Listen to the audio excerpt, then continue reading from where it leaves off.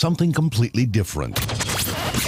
Good afternoon. I'm speaking to you live just outside I like to think balding is just God's way of saying, now let's see you get laid. Is it true that if you don't use it, you lose it? What I'd really like to do is put the greatness of this man in perspective. The hair loss community has a lot to be thankful for, having you as a spokesperson. You mean you just call this guy up? About life and about reality. And now, America's #1 reality radio show for men. Live from Los Angeles, it's Spencer Kobren's The Bald Truth. Joseph Tillman, nice shot of the back of your head, yo. Thank you, yo. What's happening, my man? What's the deal with the early show?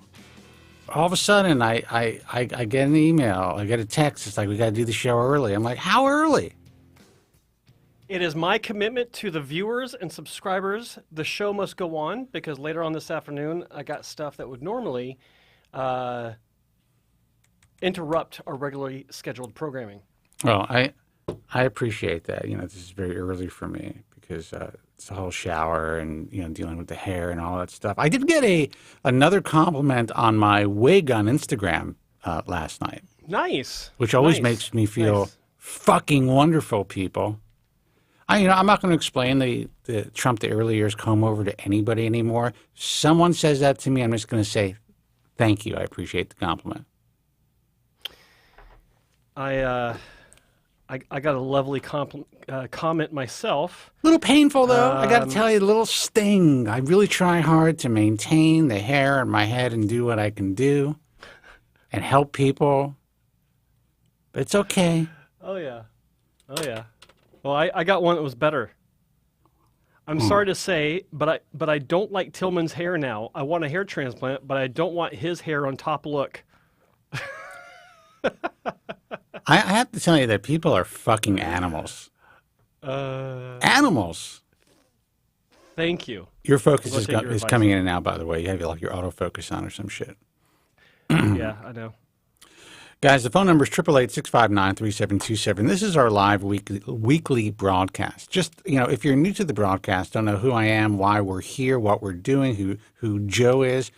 I'm the founder of the American Hair Loss Association. I'm the author of some well-known books on the subject of the prevention and treatment of hair loss, one being The Bald Truth, the other The Truth About Women's Hair Loss, both published more than 20 years ago. One's actually still in print. Insane. Why I don't update them?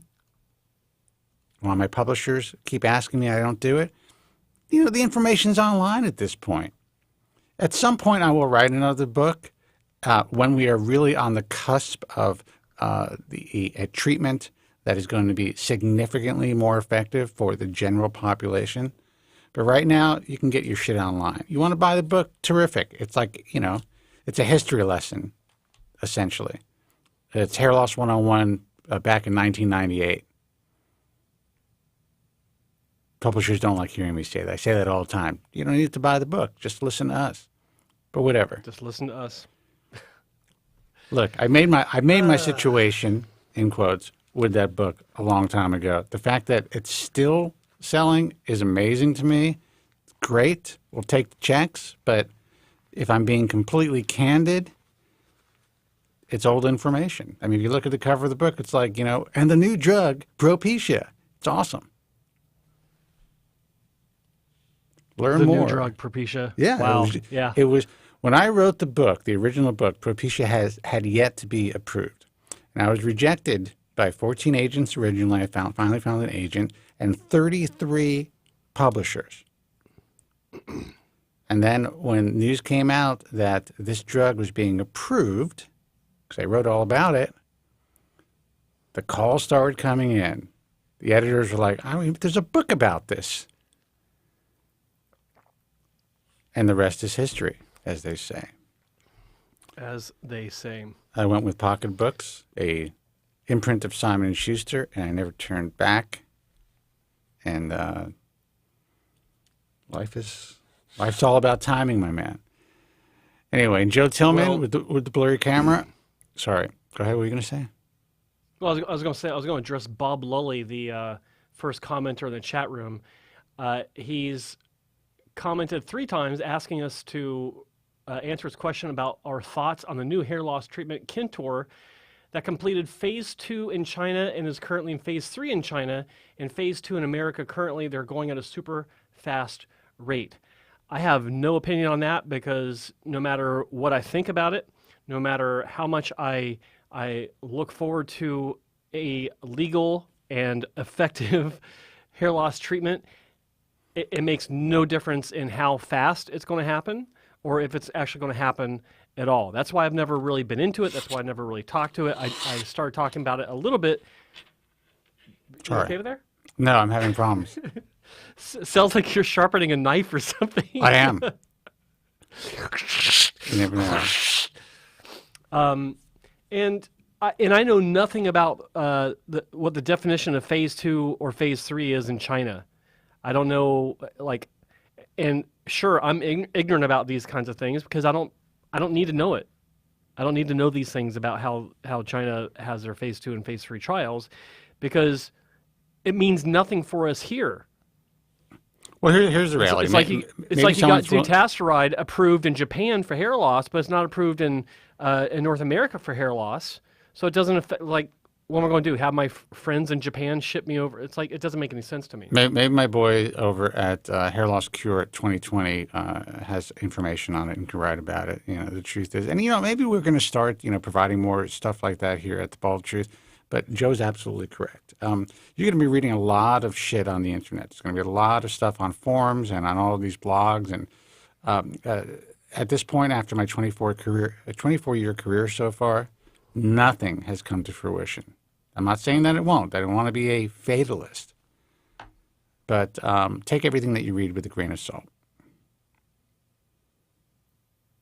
Yes. So, guys, the phone number is 888-659-3727. It's a unique time. Sorry that most of you guys are probably working. Did you announce the show, Joe? Yeah. Yes, I did. The fuck is going on here? I think a lot of people are still watching the video that was just premiered.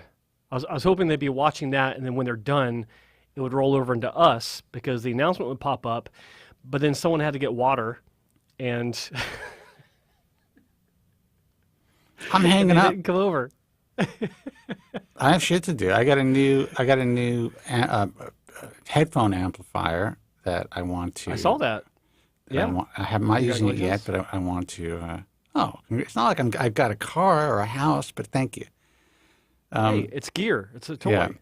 And hello to Charlie in the UK and Recoba 2020, both of them in the UK saying hi, guys. I made the choice to get a Rolls made in America. That is what I'm going to try. I'm trying to get all of my new equipment, which is difficult, made right here in the USA. I'm willing to spend more money for it.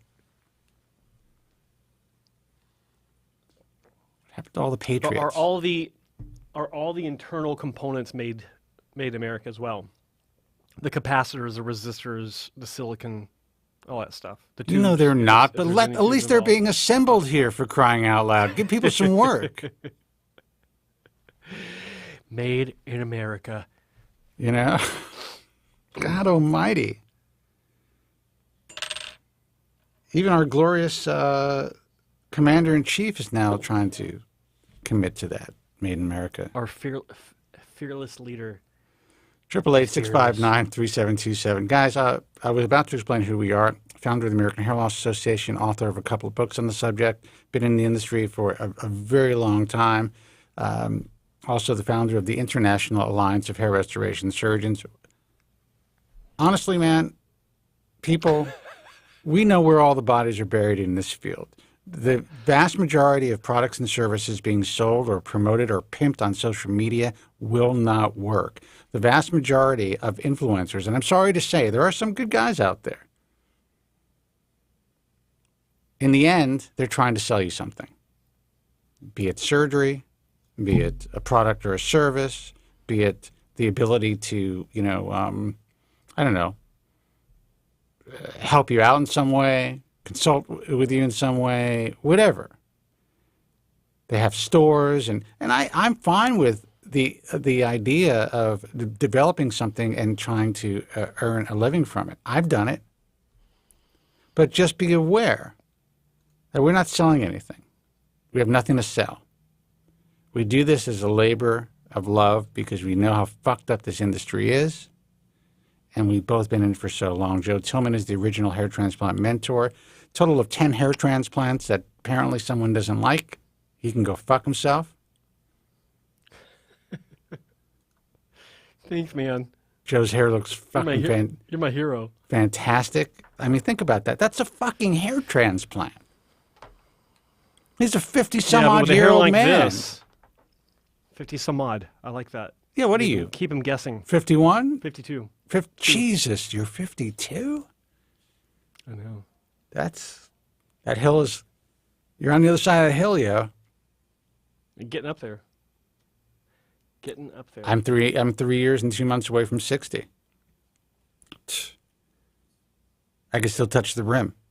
I mean, coming down hurts. That's always a problem. You never know you're going to twist an ankle or hurt a hip, but I can still reach it. So, and I might be able to dunk a volleyball, but I'm afraid to try because that could be like I fall on my back type of thing, and then I'm out for a month. I would like to try. I would like to try to touch the hoop again, touch the rim. Who the fuck is calling me calling during a show?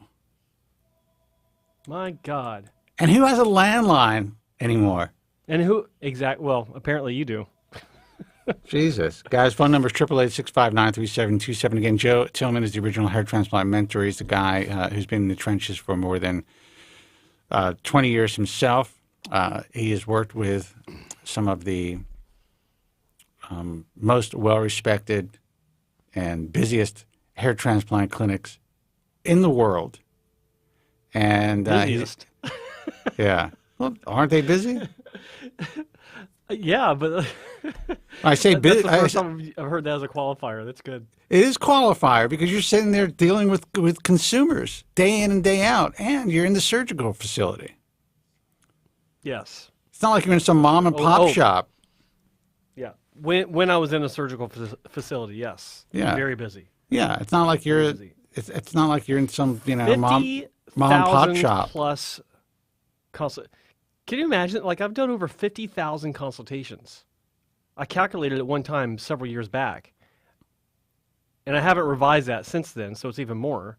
I gave up on... It was at least 50,000. I gave up on trying to help these people one-on-one a long time ago. I mean, no good deed goes unpunished. I do the show. It's out there. You find it. You're going to be very lucky that you did.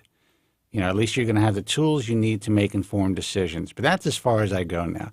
The first, 12, 15 years of my career, whatever it was like I was writing personal emails. I was taking phone calls. I was talking, when I was on the radio, when people were on hold, I would take calls up to an hour after the show. What a fucking fool. Jesus. And then I get a compliment on my wig. Anyway, 888-659-3727. Hey, you're on the air. Who's this and where are you calling from? Hey, can you hear me? I can. Can you hear me? I can hear you. This is Spencer Specs Stevenson calling from the UK. Hey! Hey, Specs. How are you, man? I was good. I was supposed to be doing a show right now, but somebody kicked me into touch because the live one had to take precedence. Yeah, apparently your friend... We appreciate your sacrifice, my friend. Apparently Thank you so much. Your friend Joseph has, more important things to do in the afternoon. Well, no worries. It's great that you guys are. That's what the wife tells me. It's a better time, actually. What was that? You boys should do it at this time. It's a much more sociable hour, I have to say, for the UK. We'll have to revise our spot, Spence, when we do our recordings. But, no, I just wanted to quickly call in and say, fantastic effort. I'm looking at the content you boys are putting out, and you're getting some fantastic numbers in terms of readership. And it's just an excellent job all around. So well done, boys. I appreciate it. The UK show's going from strength to strength, as hopefully you know as well, Joe, but we've had some great UK media exposure, which has really been sending some traffic into it. So, I just wanted to give you boys a call, and, it's a great team effort for the Bald Truth. Look, man, the Bald Truth, as you know, is an overnight success. It's only taken 24 years. And I was telling Joe this. The other day. There was a time when the Bald Truth was on the radio. I remember moving here to California. I go to the BMW dealer and tell the guy my name. He's like, "Oh my God!" And he's like pointing to his hair. He ended up getting a transplant by one of the guys here in LA who was a sponsor of the broadcast. And you don't realize that when you're on the radio, that how many people are actually listening to you. Things died down once I got off the radio, and now things are picking up again online, and I'm starting to notice that more, except people recognize me by face now, which is a pain in the ass. So I'm sure you're getting some stuff, in the UK because you're in the media all the time now, man. Yeah, well, to be honest, it's always a bit random. People have come up and said, "Are you the hair guy?" But at the end of the day, the hair guy.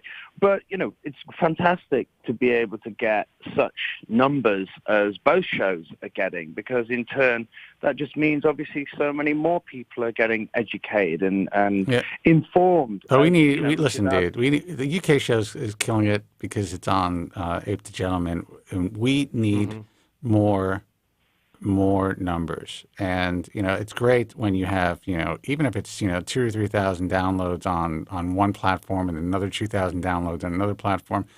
In our business, that's every human being that's watching is being helped. So it's very powerful. It's great, but I would like to see it where it should be, which is, and that's hard when you're trying to actually tell the truth.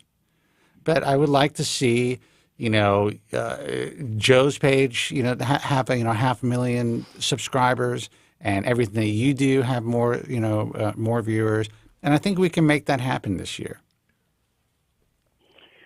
Well, I'll give a great insight. Okay, the Ape Gentleman page where the Bald Truth UK is housed. Yeah. The time people spend on the page is insane. They can be up to an hour plus, so they're watching a few segments at a time. But the more kind of intuitively is the fact that they're then looking at all the different other articles, and Ape Gentleman kindly provided me some stats. But the infamous kind of, the top 25 hair transplant article that everyone seems to get their knickers in a twist about. What's insane about that is not only the numbers, but the duration people are staying on that page, which is over 8 minutes. So they're all having such an intensive read, which in turn, and as I've stated many times, and as you guys have stated many times, it's not about the list. It's about the resources, information. And I love all this stuff that we're doing, but why does my nephew have more followers than I do? What the fuck is going on here? On Instagram. Who knows, Spence? They're probably not all legitimate or probably paying attention to any of the shitty posts. But I can safely say that the content that's getting put out on Ape is getting read and is getting is getting absorbed by readers, which is key, so that they can get educated. Like the Truth show that's on Joe's channel is getting a lot of readers, and I bet they're watching the entire show. True. A lot of people are, but I was thinking about what you said about the time on page for the Ape to Gentleman page where you're talking about. I think that if you look at the top 25, the people are spending the top 25 list on apetojgentleman.com. The people spending the most time on there are doctors that are either not believing they don't see their own name on the list, or they can't believe they're seeing some other names on the list and saying, "Why not me? Why is this guy in here?" How dare you, Specs? You've joked. How dare you? You've no idea. Trust me. There's that article's created a lot of heat for me, but for you, I've gotten heat for it, and I have nothing to do with it. I've gotten heat for it. I've gotten heat for it too. It's like. How does that even happen? Well, yeah, because you're linking to me on it. But I think that your annual list now, and I call it the annual list. I look forward to that more than I do Christmas, because it brings me such a huge laugh to see people just lose their goddamn minds about them not being on the list or who's on the list. So well done for bringing me so much joy. It's just hilarious. I had a guy in the Pacific Northwest ask me why he wasn't on the list. I'm like, what fucking list? You're on my list. What are you talking about? And then he brought up the article. So yeah, man, you're a real troublemaker, dude. I gotta say. Well, I am a troublemaker, stirring but shit. just to debunk Joe there, I don't think it's just doctors reading the top 25 articles. No, I know, of course not. I know you're pulling my chain, but there was over 30,000 page views this year alone, so in 2 months, and the average reader time is 8 minutes plus. So it's insane, that's amazing. The amount of the value that article brings. And just to reiterate, as you guys have to everybody listening to this show, and to any doctors that are listening into the show, it is not about the list. It is, as it states, it's not exhaustive. This article was an opportunity to get an incredible amount of accurate content and resources out to vulnerable, desperate hair loss sufferers so that they can make a much more accurate decision of whether hair transplantation is for them or not. And therefore, there is a selection of good surgeons on there that they can consult with. But also, Spence, as you've rightly stated numerous times, every surgeon on there pretty much is an IAHRS accepted member. And that... well, that's what fucks them up, though. That's what fucks them up, because they see that anybody in their right mind who knows the industry, who's in the inside of the industry, knows that they're going to work with or select the majority of doctors that they're going to recommend are going to be in the IAHRS. There's going to be one or two outside of the organization. So on your list, it's all IAHRS. So guess who contacts me? IAHRS members who don't make your list. And I have to explain to them, look at the byline, dude. We're both named Spencer, but this guy's in the UK. He's a different person than I am. He has his own gig going, you know? So, yeah, man. I mean, listen, I'm very proud of what you've been able to accomplish, and the fact that you are, co-hosting the Bald Truth UK. It's been a great relationship. But what I want all of you guys to know out there is, just like with Joe and I do the show together, but Joe's got his own gig. There's no business happening between us. There's no money being exchanged, or there's no conspiring or any, happy horse shit. I need to talk to you about that. Well, yes. I will eventually pay you even less. My check's late. Yeah. All right, guys. Listen, we're gonna take some more calls. Specs, man. Yeah. It's always a pleasure, and thanks for calling in. Blame Joe for today, and we'll record next week. No worries. Listen, keep up the great work, guys. I'm proud to be a part of the UK show, and this thing's just going from strength to strength, and you're helping so many people, and that's evident in the number of viewers that you're getting on a regular basis. So keep it up, boys. And look, the world may be ending soon, Likewise. And if it does, I have the bunker. We can do the show via shortwave. We'll still be out there. Trust me. Even at the end of the world, people are going to be concerned about their hair. That's how fucked up we are. On a quick point, can you believe COVID no longer exists now that there's a world war going on? They flipped the switch. I'm here in LA. I can walk into bars with no mask. People are out there. There's no vax mandates. It's all over. It's all over. You can there's no flu anymore. Anything you want. Yeah, there's no more flu. There's no more COVID. Everyone's good. Yep. Now we're looking at $8 gas prices here, and apparently it's just because of this war. Huh. Oh, buddy, you think it's expensive? Funny how that works. I know I've got to get off here, but boys, you've no idea. It's £2 nearly a litre over here. It's like you boys don't know you're born over there with the price of it. But listen, I'll let you boys roll. All right, man. Have a great show, and hopefully now that there's no COVID around, hopefully see you soon. Absolutely, man. You take care. Bye-bye. All right, thanks for calling, buddy. Take care, man. Thanks Bye-bye. for calling. Bye-bye. Bye. Phone number is 888-659-3727. Let's see who this is. Hey, you're on the air. Who's this and where are you calling from? Caller, what's up? Hello. Hello. Hi, this is Eric from Sweden. Eric from Sweden. Hello, Eric. Welcome, man. Where in Sweden? Yeah. Hello. In Linköping. I know where that is, but I just had to ask. I was thinking to myself, why is he even asking this question? That's good. What can we help you with?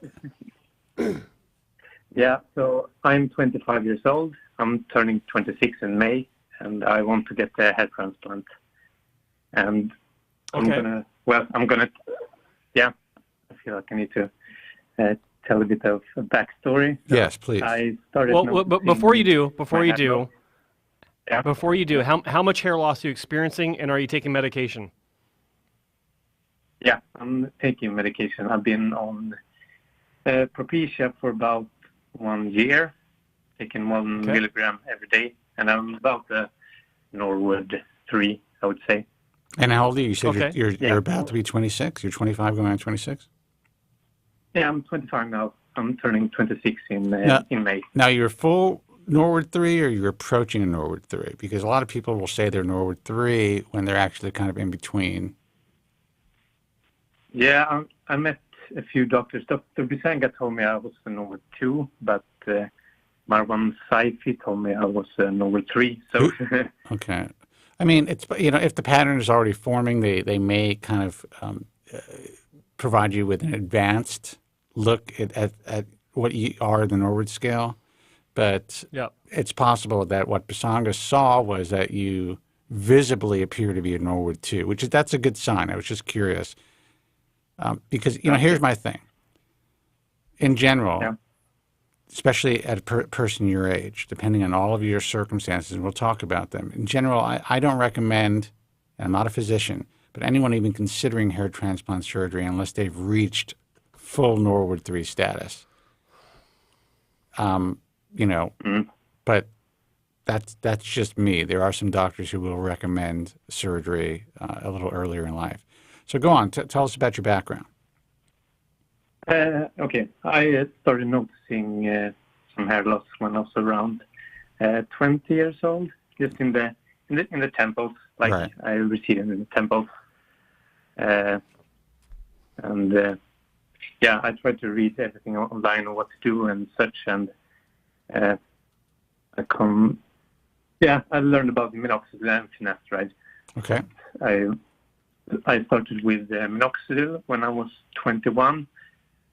I continued to recede a little bit, so I started with Finasteride when I was 24, and I started with a generic. So I started with 1 milligram every second day for about 6 months before I switched to Propecia 1 milligram daily. And how are you feeling on brand name and doing it daily? Yeah, I'm feeling fine. No difference. I'm good. I'm as usual. Good. And you noticing any results yet? Like as far as like a cessation of hair loss at least? And I'm not seeing any amazing results. Like I'm maintaining. All right, that's huge. That's a miracle in itself. Yeah. Exactly. Yeah. Okay. Okay, and how long? So you're talking about a little over a year you've been taking Finasteride. Yeah. Okay. 6 months of generic and 1 year of Propecia. Okay. All right. Mm-hmm. All right. So now you're at a point where you want to have a hair transplant. You feel like you are at a place where you're maintaining your hair through medical therapy. So what are your questions? Yeah. I mean, I met Bisanga in last summer. I flew down to Brussels and had a consultation with him. All right. He felt like a good doctor, but I think he made me feel like FUE was the only option. I'm leaning more towards starting with FET. So interesting. I met No, that's Yeah. it. That's So interesting. I You're a guess, young guy, and I like hearing this because it shows a unique perspective, and maybe you're really doing your research. It's a fucking phone, man. I got to shut that phone off. Sorry, guys. It's just spam callers. That's all it is. The fact that you're thinking about FUT is unusual for a guy your age, given all of the promotion and advertising and all the stuff that you see in your social feeds about FUE as though it's some sort of new state-of-the-art procedure when it's actually over 20 years old. So tell me why you're considering FUT. I mean, I feel like it's a more safe way to start. I mean, I get more grafts for my whole life. You could say. That's a smart. I mean, you are a smart guy. I mean, the fact that you are even considering, people, even if they do their research and they realize, you know what, I can only get 100% of that sweet spot, that potentially long-term DHT-resistant hair, if I do one strip at least. Even if they realize that, they're still very concerned about having a linear scar. And my thought is this, that if you are committed, and I still think you're a little young, and we'll talk about that, but if you are committed to a lifetime of maintaining your hair and, wearing it at a length that will cover any scars, which is, depending on the scar, doesn't have to be terribly long, and know that there's a chance that, you're going to have to really continue having surgeries throughout your life,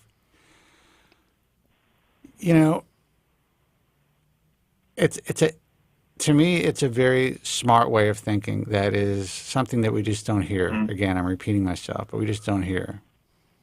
So, Joe, what are your thoughts? Yes, I feel like I agree 100%. It's interesting, and I'd even like to know, what was it about his research when he started looking into this? At what point did you think that for yourself FUT would be the better option? What was it that pushed you in that direction? And I want to point out to the listeners, there's probably new listeners who are listening on different resources besides Joe's YouTube channel. FUT is follicular unit transplantation, where they take a strip or a peninsula of skin from the back of your scalp and essentially utilize all of those grafts in that tissue. They're able to dissect them under microscopes to utilize 100% of those grafts, and they close the wound either with stitches or staples or whatever, and you essentially have hopefully a thin linear scar on the back of your head. But it's really the only way that we have to utilize all of that DHT-resistant hair, no matter what people tell you about FUE. And I'm a huge fan of FUE because I'm going to take credit for this, Joe. I sound obnoxious when I do it, but I introduced it as the Woods technique to North America over 20 years ago. And I was like, this is an incredible ancillary procedure. And then these motherfuckers just took it and ran with it, and all of a sudden it is the latest, greatest thing. So, all right, caller, go ahead. Sorry to cut you off. Yeah. So what pushed you in that direction? What was it that that made the light bulb go off in your head that FUT would be better for your case? I don't really know when the turning point came. Just seeing some results when I mean the scar doesn't look that bad. I mean it's very thin. I know maybe there's different scars for different persons, but it's hard to tell when the light bulb came up. I really don't know. Yeah, and I think that's a reasonable consideration that there are different scars and it does look different on different people. But I think the question you should ask yourself is how would you feel about a donor scar that isn't maybe quite as thin as what you've been seeing online? What that would be considered to be your ideal outcome? Like if it was, say, instead of 2 millimeters wide or 3 millimeters wide, what if it was 0.5 centimeter wide? Would that be a game changer for you? Would that be something that would dissuade you from getting the surgery, or would you consider that to be just a possible outcome that you deal with by just having your hair a bit longer than you may or may not. Like, I don't know how you wear your hair now, but a 0.5 centimeter wide donor scar, it can still be hidden easily with normal hairstyles unless you do prefer a short buzz cut in that area where the donor scar would be placed. So, has that been something you've considered, and how would you feel about that? I mean, I usually don't wear my hair very short in the back, but 0.5 centimeters, it sounds quite a big scar. I'm not really sure how to feel about it. It is. It's a bit larger than average, but coming from personal experience, like I had 2 wide scars at one point that were at least half a centimeter wide, and I was still able to move on in life and not have to deal with it before I got repaired. But even through all the surgeries I've been through, the occipital region of my scalp, the back of my donor scalp, did have for a number of years stretch back that was less than 0.5 centimeter, but it was about 3 to 4 millimeters wide at its worst point. And I got it fixed. Like, I had some hair placed into it, and now you can't even see it when I buzz my hair. Like, if I turn my head now, I don't know if you can see the screen. Yeah. I saw it at the start of the show. That's where it was the worst, and now it's the best. And the sides, like, I can have these short haircuts, but that's something you need to consider, because even with the first strip, it doesn't matter where you go. That's still a possibility, because it depends on two variables that cannot be controlled or predicted: your physiology and the doctor's hands that day. That's closing the wound. That's closing that donor wound. Are they going to deal with your donor zone in a cookie cutter fashion, or are they experienced enough to be able to compensate for any variables that come up in your donor strip excision based on their experience, to where it doesn't negatively affect the outcome? That's it. Like, those 2 issues.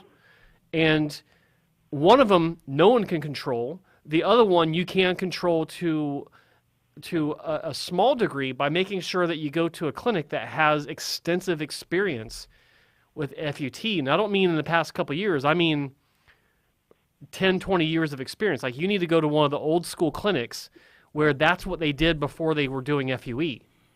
I have to say that, I would love to be like, we're bringing strip back, baby, and have all these young guys and these physicians understand the value and the importance of it, because it's what's happening today. And, while I don't have a huge Instagram following, for whatever reason, whoever does follow me, or they try to contact me through Instagram. I can't contact these guys back personally. They can call the show, whatever. But the number of people who are getting really bad work done now through these turnkey FUE clinics, and even some guys who are just they've been in the industry for a while or are just doing FUE. It's preposterous. And also, we are starting to see the long-term adverse effects of these FUE clinics that popped up 5 or 6 years ago. Now these guys who thought they had decent results at the beginning are starting to realize their hair is miniaturizing their fucking hairlines, because the hair that was used was, above or below the safe zone. So this is the reality. We have more walking wounded than ever before. And the fact that there's a 26-year-old Swedish guy calling who understands that possibility is amazing. And you should be proud of yourself for having the wherewithal and doing the due diligence to understand the reality of these procedures. Mm-hmm. Yeah. Maybe to come back why I'm leaning towards FUT. Yes. And I've seen Killian's result, the chemist. Yeah. Oh, yeah? Mm-hmm. Yeah. So I mean, his results are amazing. So, I mean... well, he really lucked out, but he also has amazing hair characteristics as well. Yeah. But yeah, so what are your hair? What are you? We're going to take another call in a minute. But what are your hair characteristics like? I mean, are you light-haired, light-skinned? Yeah, I'm very, very light-skinned and blonde hair. Okay, so you actually have really good yeah. hair characteristics as far as, and you know, skin to hair contrast characteristics to have a better result. You know, the fact that you have light hair. And if you have blonde hair now, as you get older, your hair is going to turn white. So you're actually in a perfect position as far as being able to camouflage and move as little hair as possible to get the best type of camouflage. What's your hair density like? Yeah. Like caliber? It's good. Saifi told me I had better donor than Killian, so I guess that's good. Wow. He told me that I had a great donor. Well, I mean, have you considered going to his physician? Killian's Yeah. physician. Yeah. Isn't that Marlon Saifi? Yeah. Mm-hmm. So, I mean... Yeah. So I had a consultation with him in September. So I flew down to Poland to meet him. So I had a consultation with him. And I feel good about him. It may be a little tough going to Poland right now, though. Yeah, maybe take the west route to him. I don't know. Yeah. But, well, listen, man. I mean, I feel like I'm on the trigger finger to. Do you have any specific specific questions? Because you seem to, you know, this is what I could say. Surgery is always going to be there. Yeah. If you can live with the hair that you have right now, then that's probably the best way to go about it. But if it's really causing you a tremendous amount of pain, it does. Okay. Yeah. I feel like it does. I mean, I'm an order 3, but I mean, I don't like the look of myself right now. Understood. I want to do something about it. Yeah. Well, there's there's several doctors that still perform FUT that have been doing it for many years that I feel are fantastic candidates to consider. You've got Dr. Bijan Faradouni and also in Brussels. Yes. You've got Dr. Bazenga.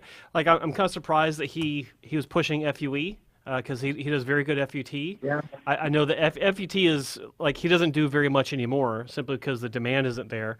There's also Dr. Mwamba who's the Brussels trio as far as I'm concerned. And then over in Switzerland, you've got in Schaffhausen, you've got Hadding and Hare. They're amazing with strip surgery. Years ago they were the first clinic that truly made me nervous as far as competition goes when it came to big strip surgeries, because they've really understood for a long time how to get the maximum amount of hair safely. But in your case, you don't need to shoot for something like that. But they're also very good at that as well. So I think you've got some great options, especially being in Europe, because they're not that far from you, relatively speaking, and easy to get to. So consider those guys as well. Yeah, actually, I had a Skype call with the guy from Hattigan. I can't remember his name. Sever. Hattigan Hair Clinic. Yeah. Mm-hmm. So I had a Skype call with him, and I talked about what I wanted to do, and I wanted to start as an FUT. But he also pushed FUE. He didn't want to do an FUT on me. And okay. Yeah. Okay, interesting. So he was interesting. Yeah. He told me about the laxity of the scalp, and I know maybe there's different from different people, but yeah. Okay. All right, man. Well, listen, if you have any more questions or you have any concerns before you decide to make a decision, please give us a call. My whole thing is, as you know, surgery is the last resort. Really think about it. Know what you're getting into. You seem to be, doing really good research. You also, in my view, especially since you're starting so young, you're probably going about things the right way. You really do want to get the most hair moved possible, especially knowing that, you're willing to continue on the process. Jesus, that typing is unbelievable, Joe. Clackety, clackety, clackety, clackety, clackety. God almighty.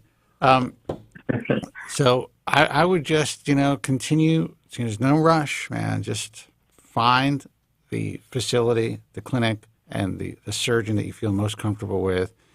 And don't let anybody push you in the direction that you don't want to be pushed. If you really want FUT, and you understand and it seems the entire scope and possible pitfalls, then don't let anybody talk you out of that. Because honestly, a few years ago, whoever would be trying to talk you out of that was performing it on a regular basis and getting fantastic results. Yeah. You know what I'm saying? Does that make sense? Yeah, it makes sense. Okay. But what do you know about Marwan Saifi? Do you think he's a good doctor? Say that again? The guy in Poland? Marwan Saifi in Poland. What do you think about Saifi. him? Do you think he's I've actually only heard good things. I don't have any other experience except for I think maybe 2 or 3 patients who've contacted us. Maybe 3 patients, including Killian, who have contacted me through either the show or the American Hair Loss Association. I have never heard anything negative floating around. And that's a good thing. He has not applied to the International Alliance of Hair Restoration Surgeons, so I haven't done any digging. So I can't tell you that I have, but I can tell you that we have no complaints that I could recall that have ever been filed. And we're the clearinghouse for complaints. We have complaints on everybody, so that's a good sign. Yes. All right. Yeah. Okay, Thank man. you. Good luck. Good luck with everything. Colin. And Good again, luck. don't rush into surgery. Take your time. Yeah, I will. Thanks for the call. Bye-bye. Yeah, thank you guys. Okay. Bye-bye. 888-659-3727. Let's see who this is. Hey, you're on the air. Who's this and where are you calling from? Hey, caller. I'll give you a second to realize that you're on the air. Hello? Hello. Ah, there he is. Hi. Sorry. Hey guys, a recent listener found your channel just by chance, which is great. Okay. Who is this? What's your name and where are you calling from? Yeah, my name is George. I'm in California. Okay, George. Hello, I'm George. 42 years old. Hi guys. So what's up?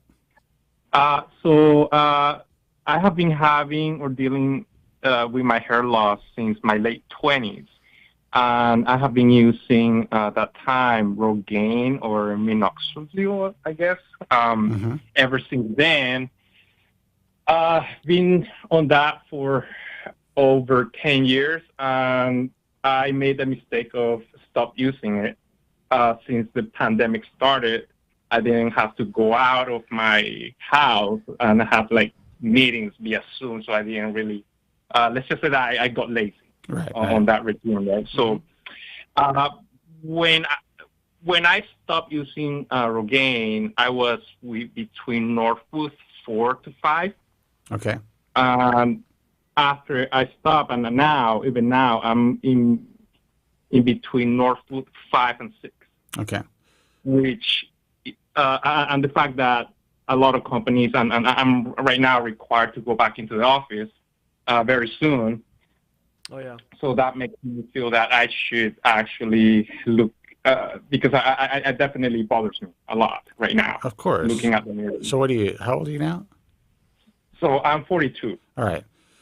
So look, I mean, that's a very typical process. I mean, the thing about using Minoxidil is that if it's working for you, it will maintain your hair and keep it in an anagen phase longer, the hairs that are miniaturizing. And once you stop using it, you usually go through a pretty massive shed.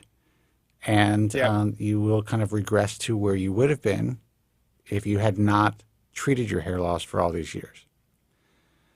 Yeah, which I definitely regret now.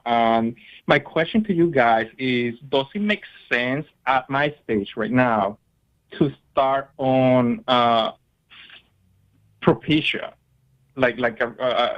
get on that. I never tried before, but I was wondering if that makes sense, and go back into using Rogaine or that would be my first. Here's we're both not physicians, but since you've gotten off the Rogaine and you've already seen the damage, I don't know if I would even consider getting back on it, because it's unlikely that you're going to grow a lot of hair back from Minoxidil that you've lost, even though it's been recent.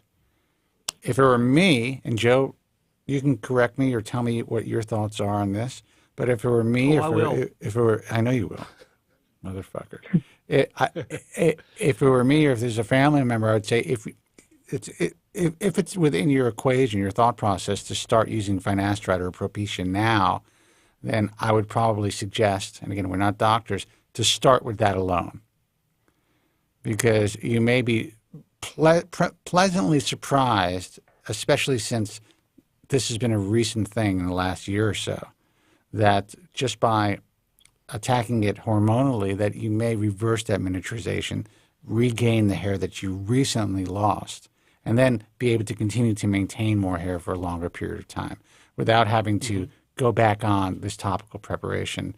That it was obviously working for you, but just in my experience, guys who've gotten off it like you that try to get back on it, it's never the same. Joe, what are your thoughts? Well, no, I agree 100%, but not to mention, it's just more convenient to deal with a pill once a day as opposed to, this messy topical that you're using.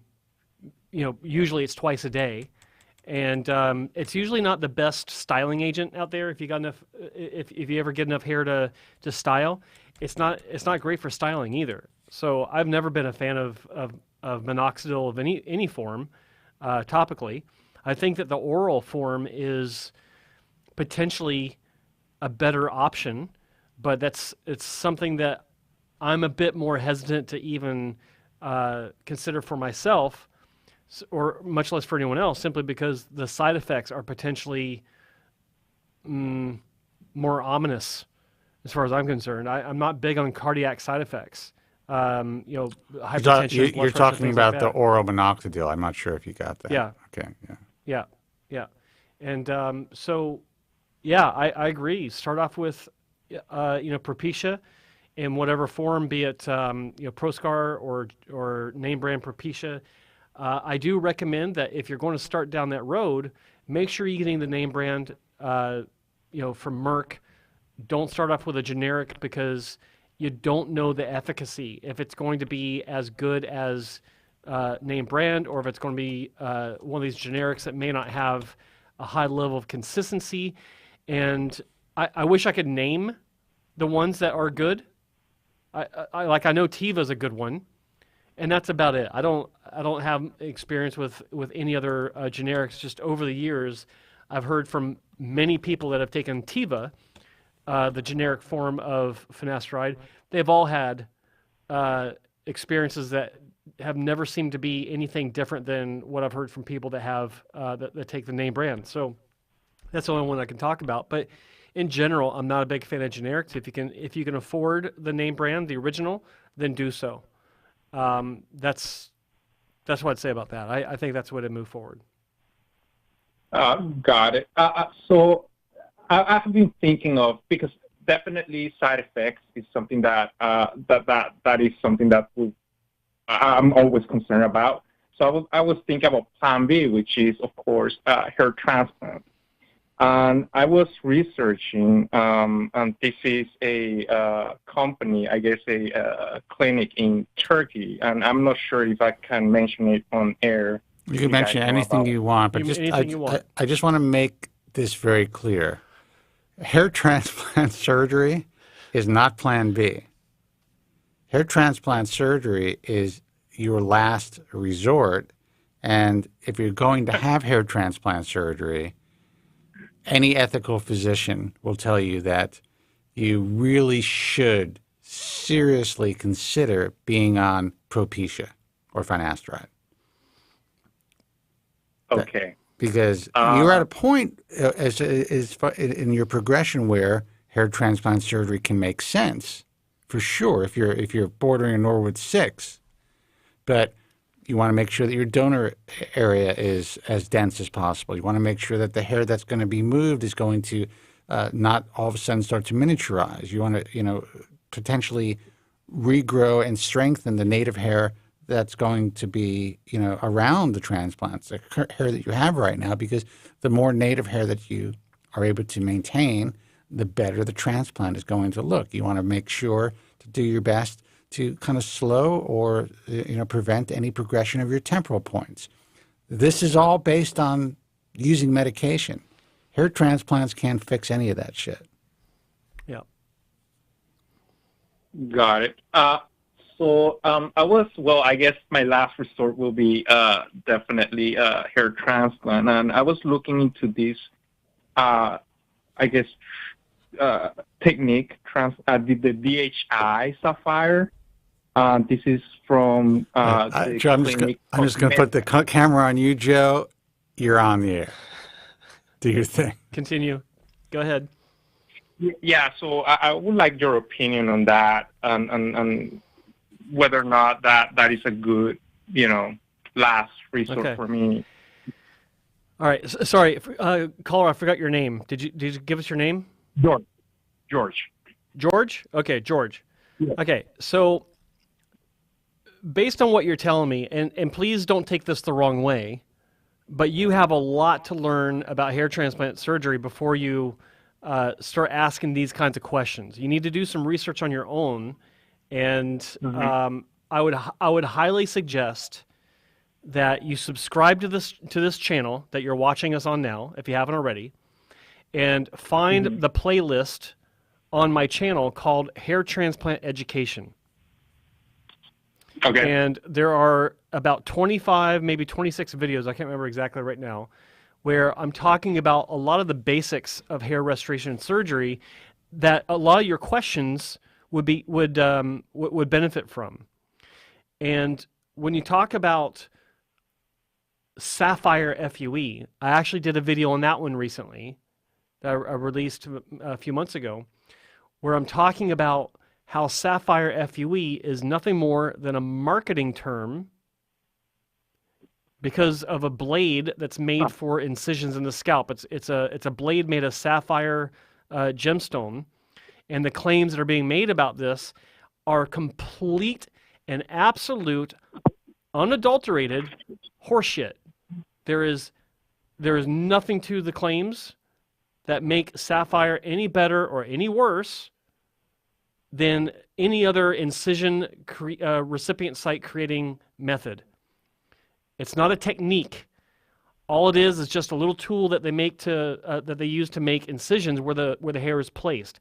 It has nothing to do with FUE, because FUE itself is a physical act of using a small punch to remove the hair from the donor region. So they're two completely separate mechanisms, but Sapphire FUE is combined with FUE in terminology simply for marketing. It sounds good. It sounds nice. It sounds sexy, but there's zero to it. Absolutely nothing to it. So as you move forward, I want you to consider the different names of techniques that you're hearing about, and I want you to remember this one fact. It's all marketing. There's FUE, and there's FUT, and everything else really is meaningless in the grand scheme of things, because you have to figure out which one of those procedures is what you want to go through and why. You have to understand why. Why would you prefer FUE? Why would you prefer FUT? And why would you prefer one over the other? And make sure you understand the realities of that. You can get some of these questions answered in my YouTube series, but as you move forward, then you'll start to understand what the DHI technique is, or the DHT technique is, or what lateral slit technique is, or what implanter pins are, and what the benefits and drawbacks are of each of those. This takes time, And I'm glad that you called and you're asking questions, but understanding what you're getting yourself into can't be accomplished by asking questions about marketing terms. You have to learn about this from the ground up. It's going to take some time. I suggest no sooner or no less than a bare minimum 6 months of just reading sites like AmericanHairLoss.org, IAHRS, Hair Transplant Mentor, watching this YouTube series I put together on hair transplant education. I'm going to cut in and say, please, you're going to see a lot of stuff on YouTube, and I'm emphatic about this because the reality is that the vast majority of stuff you see on hair transplant surgery on YouTube is, at the very least, questionable. The very least, and it goes to the point where it is just completely outright lies and distortion and sales. So you're going to see some doctors on there, and you're going to see people who are doing testimonials and influencers and all the happy horse shit that you see on social media. It's all, for the most part, bullshit. Understand including that.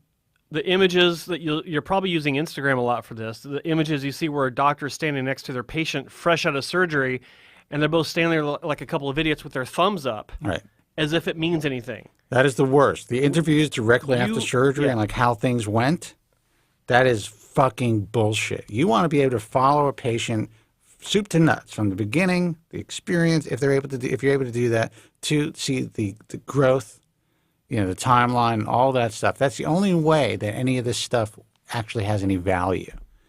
But the sitting down and interviewing a patient or saying, what we plan to do with this patient and all, it means nothing.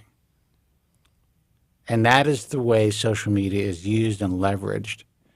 And if someone has and let me tell you, if there's a hair transplant clinic that has 1 million subscribers, get off of their site, get off of their page. Yeah. Got it. Thank you, guys. I definitely appreciate you guys pointing me to the right direction. Again, this is I'm brand new into all these. All I knew was just Rogaine back then. Yeah. So because of the recent things, I started researching, and yeah, definitely I need to educate myself more. And thank you guys for having the channel. You're welcome. I'm really happy that you found this. Yeah. So absolutely. Good luck, because it sounds like you may have jumped into going to a Turkish clinic, and that probably wouldn't have been good for your life. So Good luck, man. Thank you, guys. Okay. Bye-bye. Have a good one. Okay. Bye. Take care. 888-659-3727. Let's see who this is. Hey, you're on the air. Who's this and where are you calling from? Is it me? Yeah, that's you. It is you. Hi. Hi, who's this? Yeah, hi. Yeah, we spoke a few weeks ago. My name is Sam. I'm calling from Texas. Hey, Sam from Texas. Hello, I think Sam. I recognize your voice. I'm sorry? I think I recognize your voice. Okay. All right.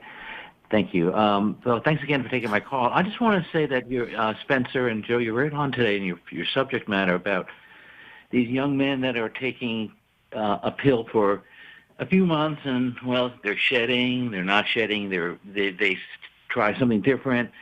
They're not giving it long enough. I mean, you got to take a medication for at least every year to see if it's going to work. Mm-hmm. That's correct. And if it does work, stick with it. Don't get off it and try something different because you hear it's better. I think you're right on with, especially that guy that just talked to you. I think his name was Adam. He needs to stop counting his hairs. That's what I did. If you can run your fingers through your hair and you don't have a dozen or so hair follicles or whatever in your fingertips, it's working. Right. Usually. It's natural to shed at least 150 hairs a day, correct? It depends. I mean, that's the mantra. That's what we've been told for years and years and years. Started with the American Academy of Dermatology. I mean, we do write about it and have that information on the American Hair Loss Association as well. But there are some people who actually they shed more hair than you would think. So, and it happens in a lot of women, especially that have longer hair. Which is natural. So, I mean, people could, even if they're shedding up to, and this sounds crazy, 300 hairs. Most of the time, they're not seeing those 300 hairs. It's being blown in the wind and stuff like that. Yeah. But anyway, the reason I wanted to call was to advise these younger men to, because I'm a lot older. I've been dealing with hair loss since I was 30, and I just had, today's my birthday, as a matter of fact. Happy birthday. 67. Happy birthday. You're how old? 67? Yeah. You sound young, man. Yeah. Well, it's thanks to I still have my hair. Right. And I have my hair thanks to I take the advice of people like you who have I've learned to don't hop around from website to website to website to website and take the advice of whomever. Find someone that you're comfortable listening to, like you guys, I am. And I listen to you pretty much solely as far as hair loss is concerned. And I'm very appreciative that you're there. So, Spencer, don't retire. Joe, if he does retire, just kind of step into his shoes, if you will, and take over. Joe's only 5 years. Joe's only 5 years younger than me, so if I retire, he's on the heels of that. He'll have like a year left. I'm not far behind. Well, I hope you have somebody in the studio that will walk into your place, and it's going to be big shoes to fill rather. But anyway, my question to you is now this: you brought up a concern of mine is generic versus name brand. I am on a compounded matter that my doctor recommended, and I get it in the mail monthly by a local pharmacist that does compounding, and very few do today. It's Finasteride, Minoxidil, and biotin combined in one pill. Okay. And I take that daily, and I've been taking it now for, I guess, a year. And I don't know, I'm going to be one of those guys that say, I'm concerned I don't have any shedding. I mean, none, maybe one or two a day. That's great. That's it. Yeah. That's great. That's good. So, but how do I know now that this is the same pill I'm taking, month after month after month when I get it in the mail? If the pharmacist, you trust your doctor to, he just prescribes Finasteride, Minoxidil, and biotin compounded. How do I know where it's coming from? You don't. You could ask. You could ask your pharmacist currently, the compounding pharmacy, and say that you do have a concern that they could switch the Finasteride out at some point, or any other part of the compound, and if they can provide that information to you, or if you see a change, you could say, "Hey, did you happen to switch the Finasteride to a different generic?" And they'll tell you. They're going to say, "Well, it's all the same." But the fact of the matter is, we know it's not. Excuse me. It's not the responsibility of the pharmacist to advise you if they do change. No, they can just arbitrarily change. Absolutely, as long as it's the same drug, the same compound. It doesn't matter where it comes from. If the particular pharmacy gets a better deal, or if the supply chain is fucked up and they have to get it from China all of a sudden, as opposed to India, as opposed to Israel, that's what they're going to go. It's funny that you keep mentioning China and India. It seems like they are all into producing. Well, for instance, the diamond market. That's where I'm into. Yeah. Is being run by the Chinese right now and the Indians. Everything is synthetic. Right. I'm trying to buy a piece of equipment for my studio, and my studio is literally is like a radio museum. No one podcasts or does video podcasts like this. I have equipment that real radio equipment that was used many years ago. When I was on the air, I swapped out some stuff when I was going to do like a little home studio, and I actually got some stuff from the radio station, Westwood One. So, so trying to find a piece of equipment that's made in America is absolutely almost impossible.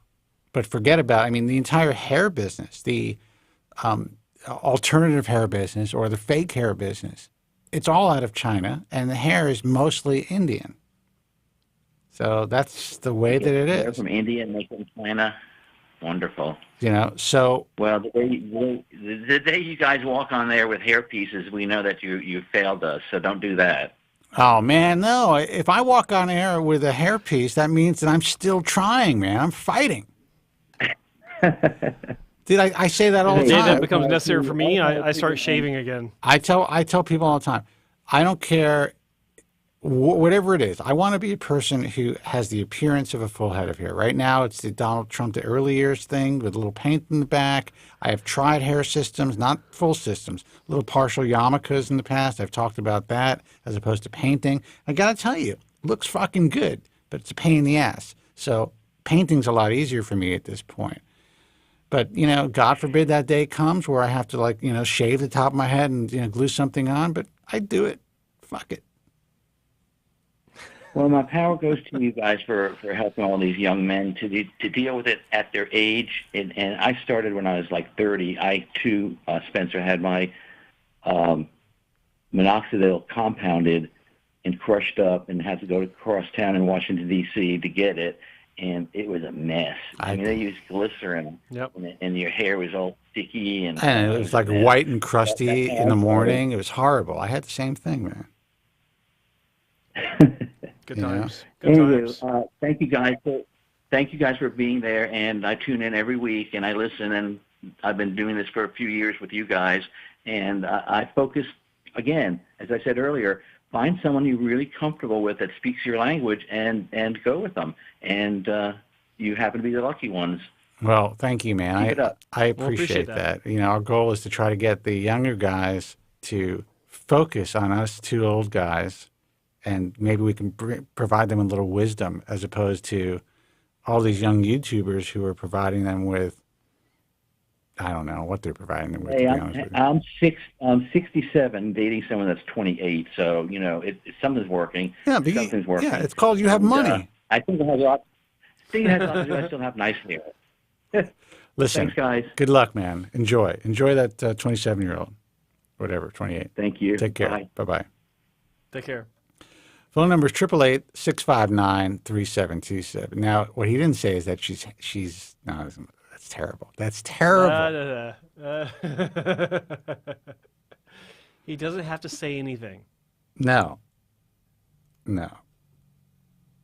But I think transactional situations are actually good. What? What? Dude, I'm joking. What's his name again? Who? Or the last caller. He called twice already. I don't remember. Anyway, that's a joke, my man. Good luck to you. You know what? If you can do it, enjoy it. 888-659-3727. And you know what gives me hope? He's 67 years old. He's a 28-year-old lady. Yes. It gives you hope. Yes. 888. I understand. Yeah. I get it. 888. I mean, just in case I need to go that route. Phone number is 888-659-3727. We do have lines open. Everyone just hung up. So call us. We're going to be on the air for a few more minutes. If you do not call the broadcast, we're leaving. And I say that. I rarely have to say that anymore because we're usually the board is always full every week. But maybe it's because it's a little bit of a different time. So I'll give you guys about 5 minutes to call in. Joe and I will discuss whatever we choose to discuss right now. Well, let's discuss Charlie's question in the chat room. He goes, what do you guys advise for transplanting into burn scar tissue? Is it more difficult or unpredictable? That's a great question. I've been fortunate enough to see several procedures in person performed on burn scars. And there's conflicting information about approaches to burn scars that are being transplanted. Can you go dense with a burn scar, or should you go with a lesser density and build up the density over multiple procedures? There's nothing wrong with going in with a low density transplant and then building it up, but I've seen cases where it actually didn't make any difference to the outcome when, say, 3,000 grafts were placed in the frontal third, and then another 3,000 grafts in second surgery placed in the rear, in the crown and mid scalp area. So it's difficult to say, but I think that the safest way to move forward, if you're going to have a hair transplant and a burn scar, is to have low density placement, with the idea that you know, knowing full hand that you will be having a second or maybe even a third to get the right density. The great thing about scar tissue is it responds really well, usually, to a few thousand incisions for placement, because it encourages blood vessel formation, and it actually turns scar tissue from white to more of a healthy skin appearance, even though it's not healthy skin. But it looks better when multiple incisions are made and blood flow is actually established in that tissue. So I've seen some amazing transformations. I remember in particular one patient from Italy, the entire top of his scalp was burned from hot oil when he was a child. Classic story, knocked over a pot on the oven when he was a kid, and it just kind of came down on top of his head. Face was untouched, thankfully. But yeah, it turned into an amazing outcome. Looks like not only did he ever have any sort of scar tissue, it looked like he never had hair loss.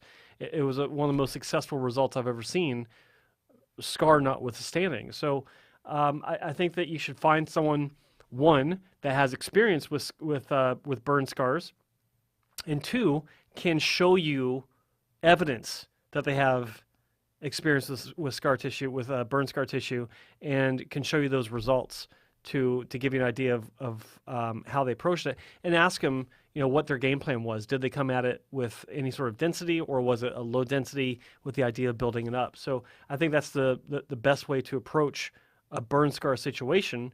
And yeah, good luck with it. Like they're tough as far as looking at them and dealing with them, but you know, it's really in the funny. end, they're not that tough.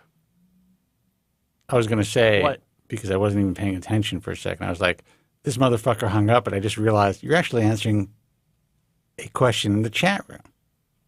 Yes. So I'm going to go away. Bye. This guy hung up. See what I got to deal with, people?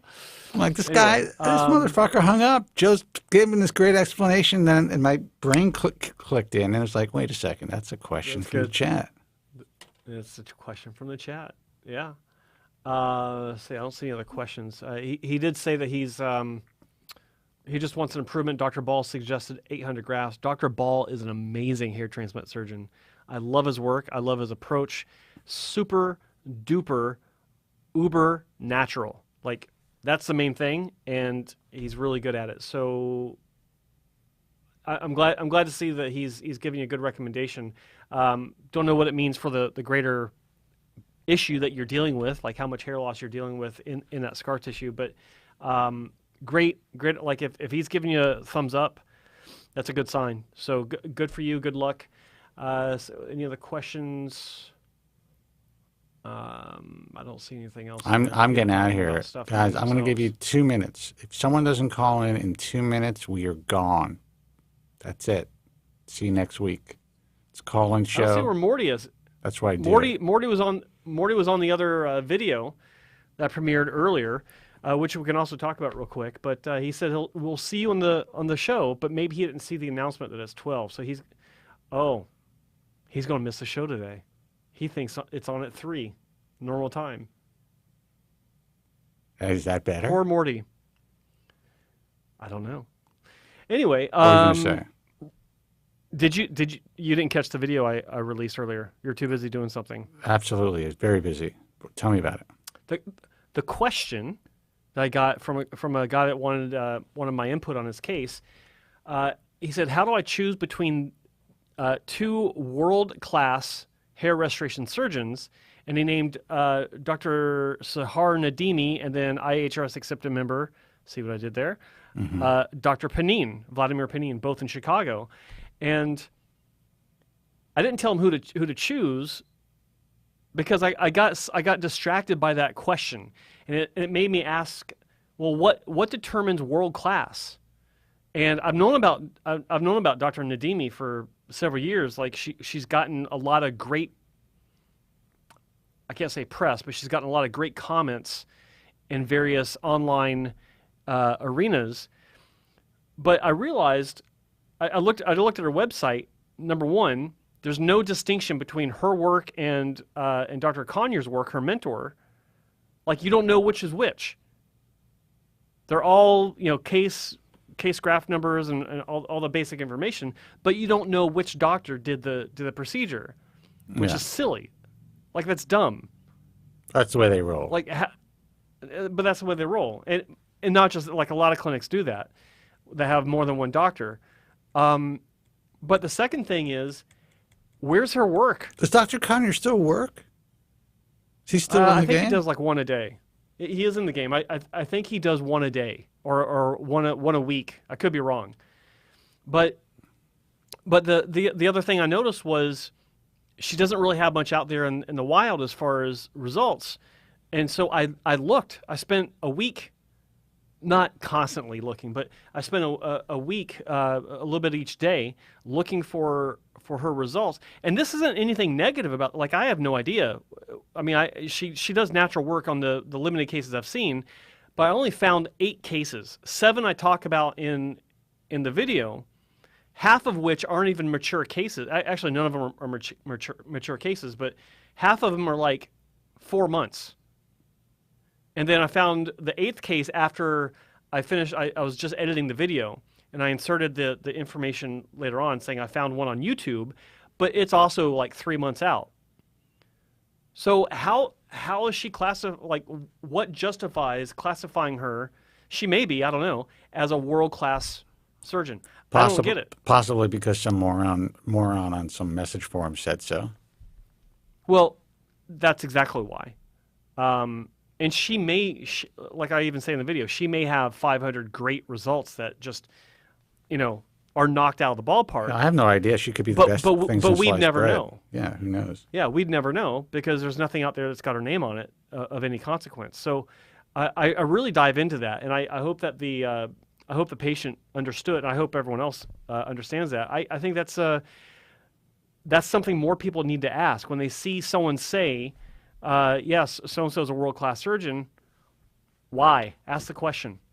Like, what makes you say they're world-class? Well, I've heard good things. I saw it on a message forum. Everyone's talking about it. I've heard every anonymous person some anonymous who asshole works for the message saying, forum I heard good things. Yeah. is saying good things. Well, aren't they being paid to say good things? Yes. I don't know. Just saying. Look. Yes. Stay off the forums, guys. I have a forum, baldtruthtalk.com. And, some people are convincing me to put some more effort into the forum.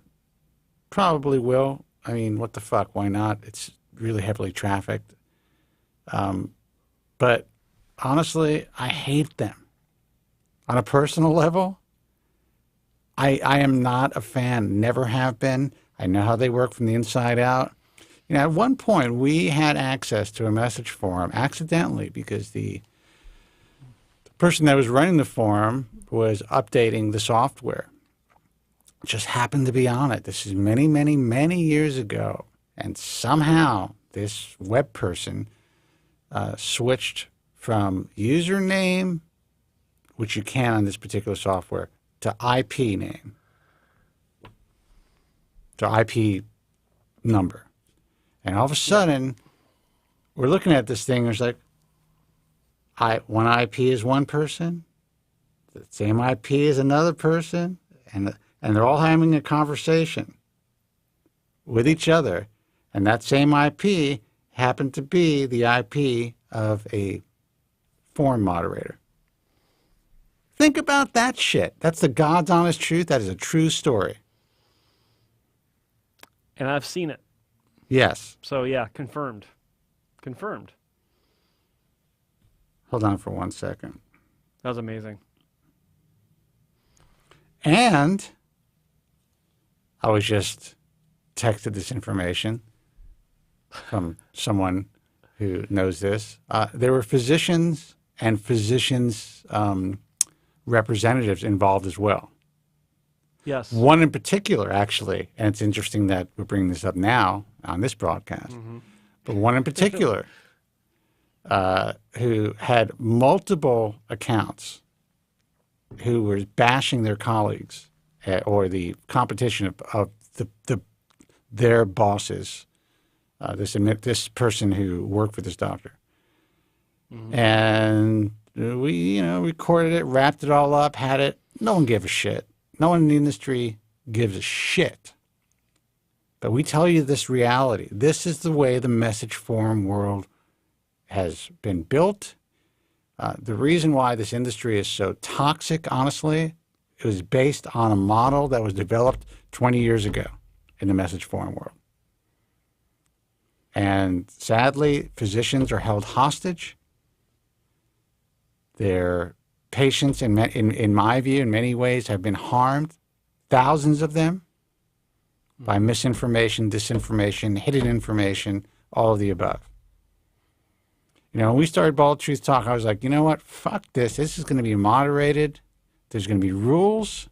The peanut gallery cannot comment on someone's surgeries because you don't know who the fucking peanut gallery is, even though we would in the back end. If someone allows their images to be put up on a message forum, it's because they believe that they had a good result and they're happy. And they sign off on that result. For anonymous people to then disparage that person, their life basically, critique their hair transplant and try to bash the physician who performed that hair transplant, that's fucked up on many levels. But for the patient whose images are up there, how would you feel if that was you? And that's allowed to this day and encouraged. Not on all message forums, but in that genre. Terrible places, man, in general. Some of them are good. People that, have been kind enough to embed our broadcasts. We're talking about good people. Should name those good people. Yeah, hair loss experiences. Yeah. hairlossexperiences.com. Yeah. And of course, our friend, we started mentioning him at the end of the show, over at hairlosscure2020.com. Oh. It's not a forum, it's a blog, but there's a lot of comments that go back and forth on the post. That was always, and I'm not going to mention his name, but the guy was always a great dude. I remember him reaching out to me a long time ago. I don't know if it was through Twitter or what, or maybe it was through email, but anything, he was always positive. It was a positive force. It never felt this nastiness, this ugliness, or he's not out there to mislead the public. And he has always been open to saying positive stuff about our work and, the good guys in the field for no reason except that he's a good person. And he's trying to do something good with his website. So, yeah, you're right, Joe. There are good people out there and there are good forums out there, but it's rare. And the majority of the people in this industry are really, really fucked up. And you know what? And that goes for the doctors, too. And that's why we do what we do. But on that note, I think it's late already. We've done the show for an hour and a half, and there's not a call right now. And I'm not going to wait around for calls. Very honest. That's fine. I got shit to do. Until next time. Well, you know what, Joe? Why don't you give out the websites? Oh, yeah. Speaking of websites. Yeah. Let's see. My personal website, which is a mix of my personal website and my professional website, hairtransplantmentor.com, where you can see my own journey, which actually is coming up on the 20-year anniversary on the 18th of this month. Wait a second. You've had your own website for 20 years? I mean, Hair Transplant Mentor, whatever it is? Is that what it is?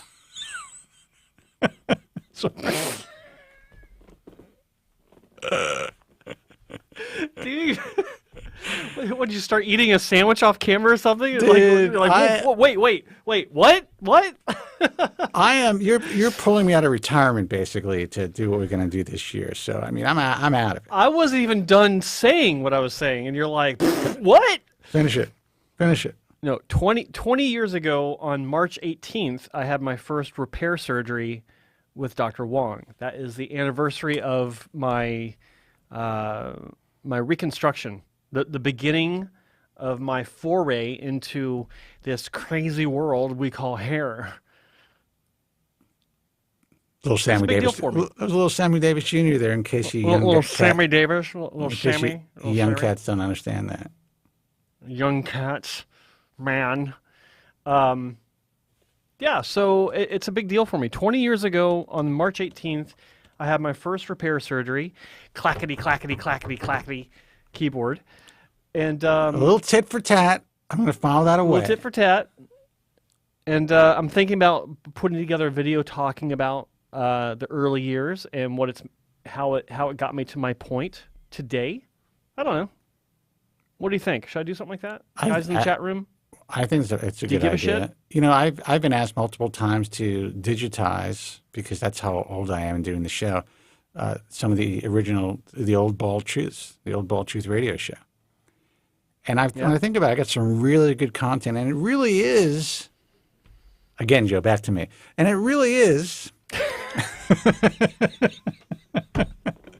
it really does illustrate. Enough about me. What do you think about me?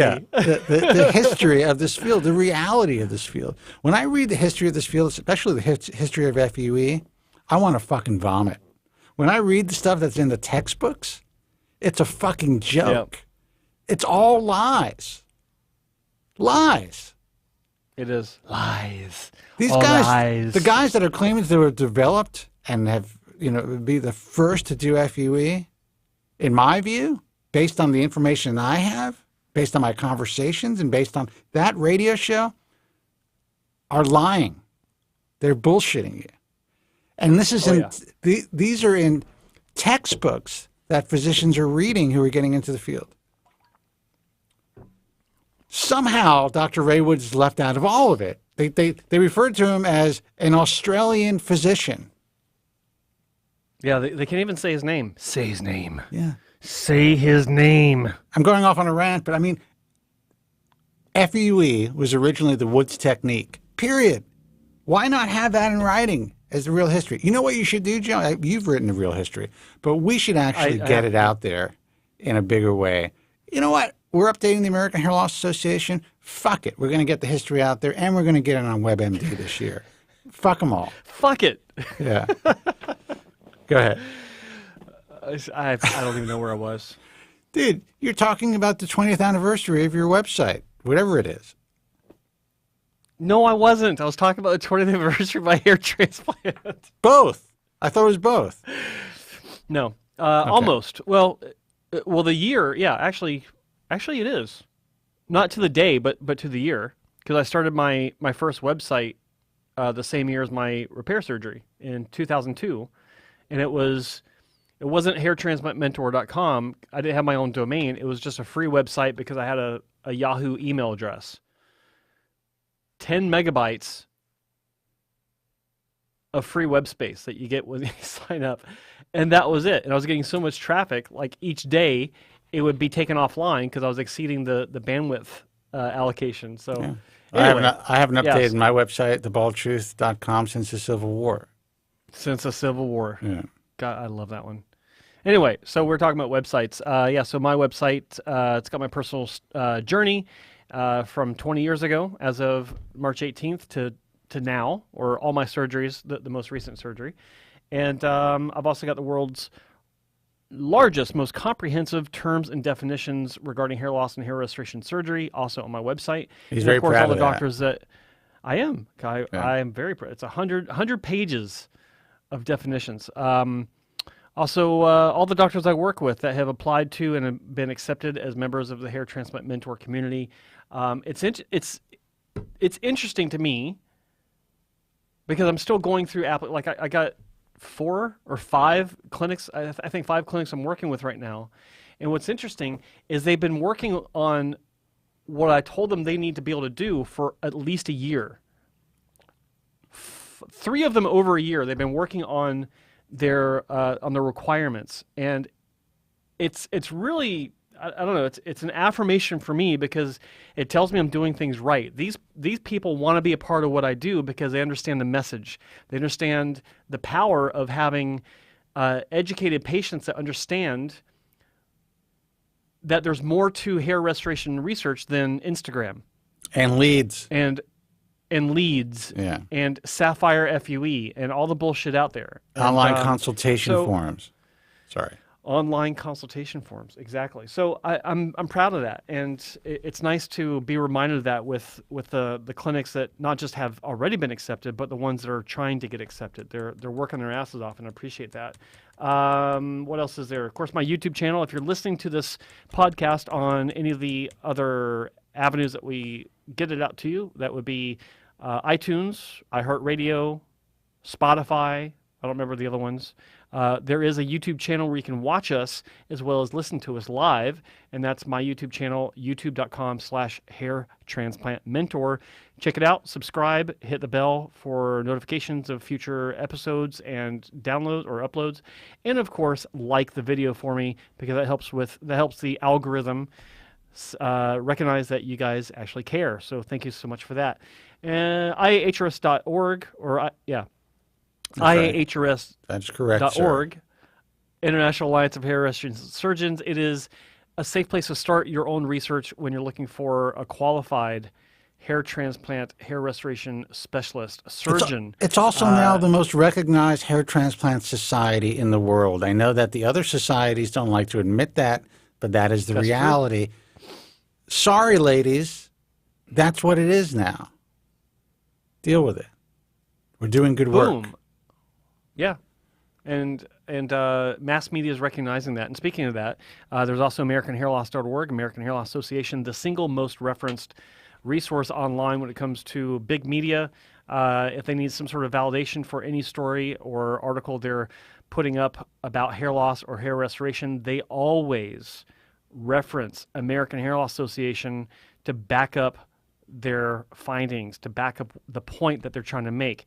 American Hair Loss Association says, or according to American Hair Loss Association, blah, blah, blah. What else is there? BaldTruthTalk.com. It is the forum associated with International Alliance of Hair Restoration Surgeons. Members are allowed to post their results for your perusal, so you can see what these doctors do. And of course, there's some great patient interaction. But one thing there isn't is BS. It is a heavily moderated forum. Yeah, I'll just leave it at that. Well, that's why. That's why. Honestly, that's why there's less interaction, but there's more views, because there's so much content on there for so many years now that people just. I mean, if you actually look at the back end, it's kind of amazing. I think I showed you at one point and I don't like to make this visible because it just makes people angry, and people are fucked up in this industry. But if you look at the amount of people on at one time, it literally dwarfs any other site on the internet, at least in this space. Yeah. And I showed that to you. I'm like, hey, check this out. Boom. Now. Yes. And then you have people who complain like, well, there's not a lot of back and forth. Well, there's not a lot of back and forth because there's a lot of bullshit in the back and forth. But with that said, I may listen to Joe. Some other people. I think you should. And what else is there? Turn it into something a little bit different. Go ahead. Supporters of this broadcast include, I've already mentioned them, but we'll mention them again. HairLossCure2020.com. It is a great resource if you're really interested in future treatments and non-surgical treatments that are available today. The guy that runs that website, he's done a phenomenal job of creating a place for great interviews, because he does interview some of the people in that space, but also for just some nicely researched articles. He's a good dude. It's a great, yeah, he's a good dude. He supports what we do, and of course we want to support what he does in kind, because it's a great collaboration, and we're glad to have him as a supporter of this broadcast. And then, again, mentioned it before, hairlossexperiences.com. It is a good forum. Another good dude. One of the forums. It's another good dude. One of those forums where there is moderation. They don't let the mystery guys get away with, dragging people down. And yeah, it's I don't like to get too much into that, but it's one of the good places to go. Check that out, hairlossexperiences.com. And I guess that's it. I think I covered it all. Oh, apethegentleman.com. We had our boy Specs call in earlier today, where Bald Truth UK is hosted on apethegentleman.com. And that is a great website only because It hosts the top 25 hair transplant surgeons in the world every year, Yeah. and I fucking love it. I love it, love it, love it. It's a great, funny. always a great article to read, but just the fallout from that, where Yeah, people but you just never lose their damn know. minds. You never know, and sometimes it's surprising exactly who in the industry loses it and when. Initially, a few people really came out, and I was like, "What the fuck?" But now, as you know, people drop off the list or get back on the list, people who were once very impressed by the list, and I say list, it's an article, are now unhappy and say it's bullshit because they may not be on it or whatever. It just amazes me on seeing who and how they react to that fucking article. It's great. It is great. It's Good great. times. So Good that's times. it. Back to you.